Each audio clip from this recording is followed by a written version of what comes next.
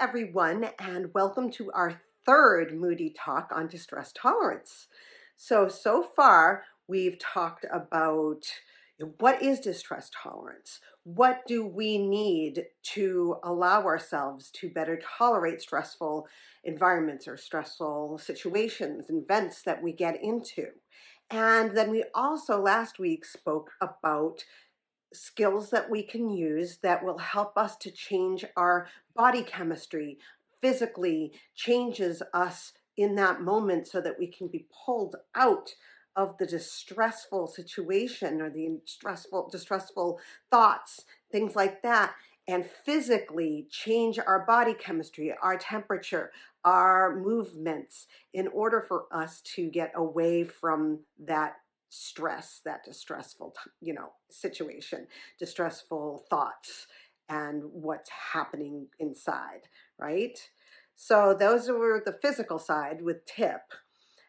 Today we're going to be talking about A.C.C.E.P.T.S, which is more along the lines of what can we do more mindfully to get ourselves out of that distress as well. Some of these are in the moment. Some of the things are, as you're in this distressful situation where you can step back for a moment and say, you know what, I'm going to do something that I feel good about, that makes me feel better, and kind of just couch this for the moment and come back to it when I'm feeling less stressed, less intensely emotional about the situation. So we're going to talk more about A.C.C.E.P.T.S. So this is for, when DBT talks about A.C.C.E.P.T.S, these tricks, these, coping skills, it talks more about wise mind. So we talked about wise mind in mindfulness a few months back, and I highly recommend going back, if not the entire month of mindfulness, just going to the wise mind part. I think it's probably Moody Talk 2 that I discuss that, because it's really important to understand wise mind is walking between the lines of emotion mind and reason mind. Okay, so these are two extremes, and when you walk the middle path, you're walking wise mind. So you're bringing both in to help you to get through the moment. Okay, so let's get into it.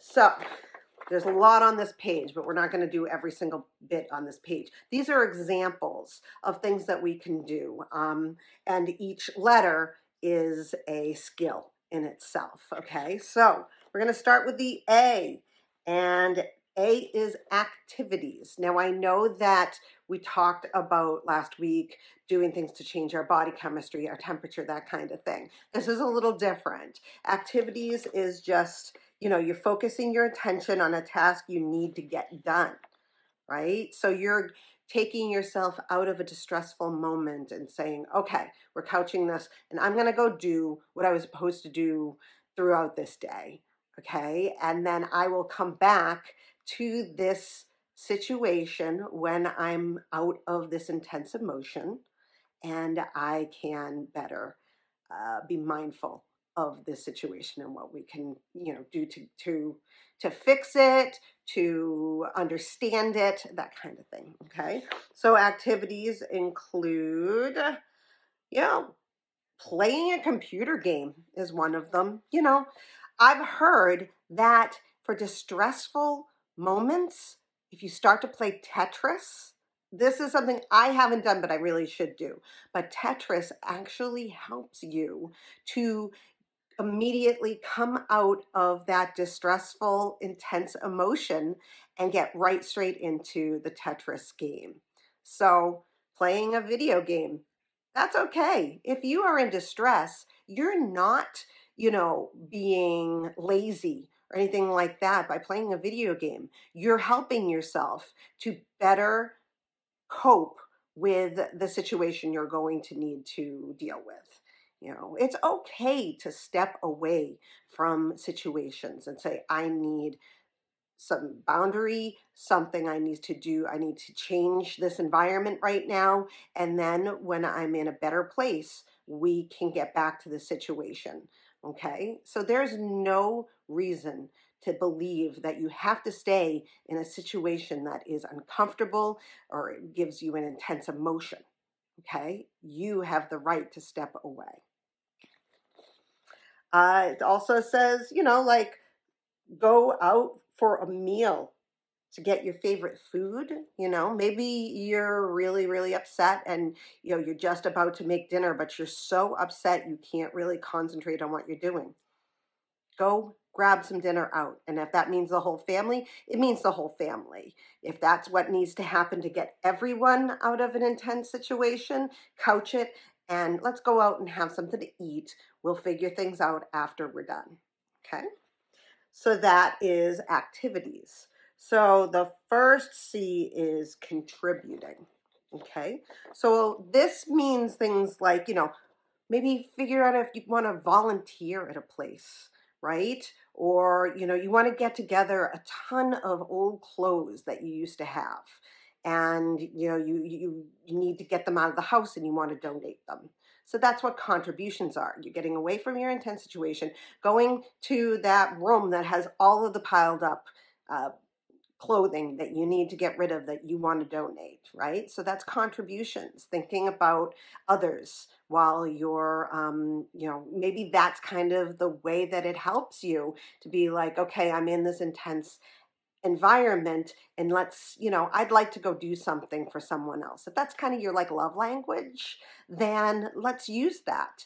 Go ahead and put together a big bag to bring over to your favorite place to donate. Okay.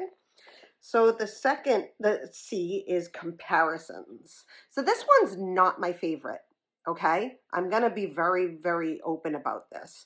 I do not enjoy comparisons to myself about other people. And, some people, they do want to do that. They want to say, compare how you are feeling now to a time when you felt different.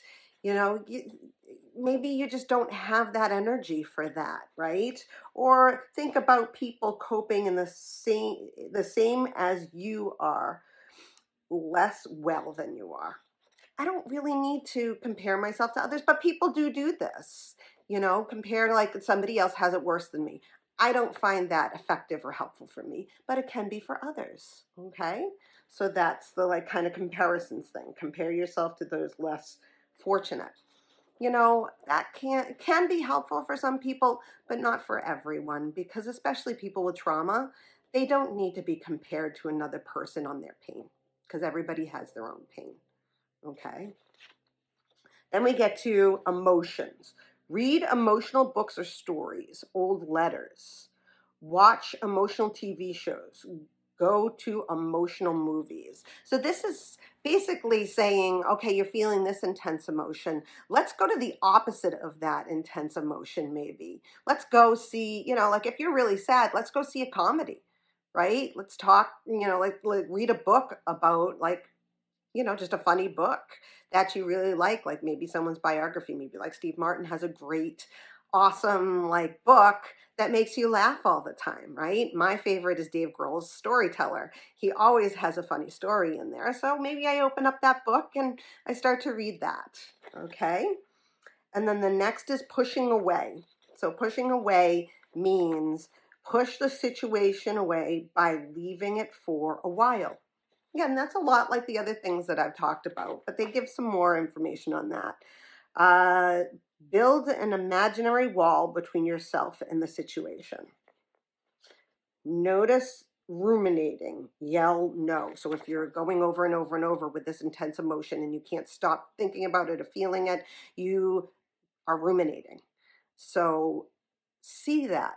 Notice that. That's what you're doing. You just can't stop repeating this, information, this intense emotion, the situation it got into. You need to stop.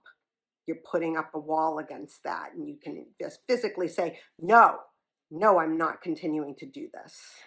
Okay. And it also says, like, refuse to think about the painful situation. Okay. Just no, done. I'm done with this and I'm going on to something else. Okay.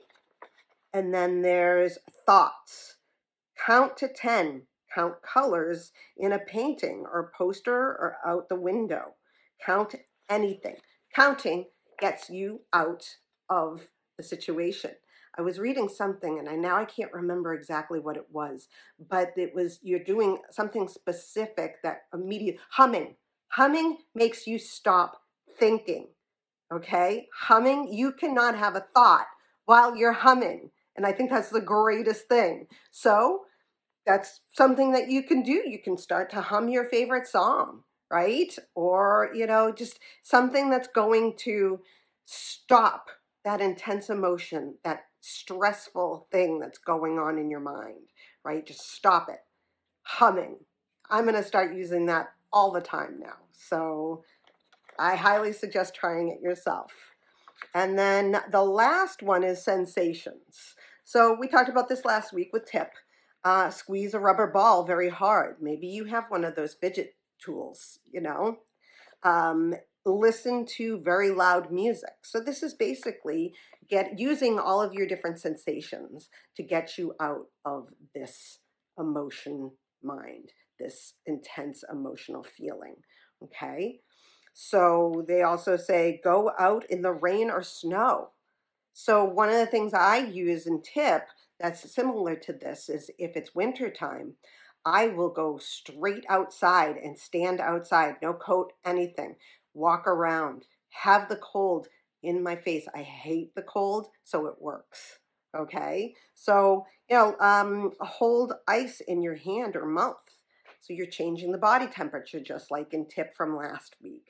Now, TIPP has a lot more to talk about when it comes to the physical side of things. But these are more mindful ones. These ones aren't ripping you out of the moment. You're taking a step back from the situation and you're choosing to do something to help you to calm down, to feel less emotionally intense.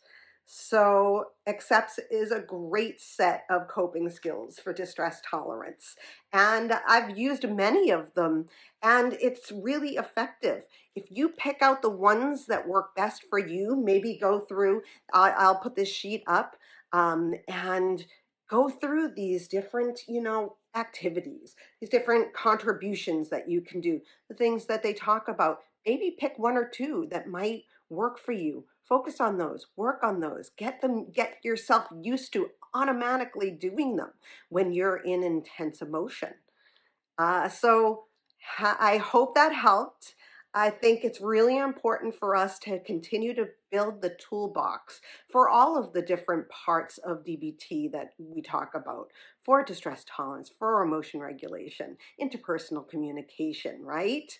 So we're continuing to do that. I hope that with these examples, you might be able to find ones that work best for you. I want you guys to build that toolbox because I guarantee you when you're in the moment and you've already built up these skills, they're going to come naturally to you.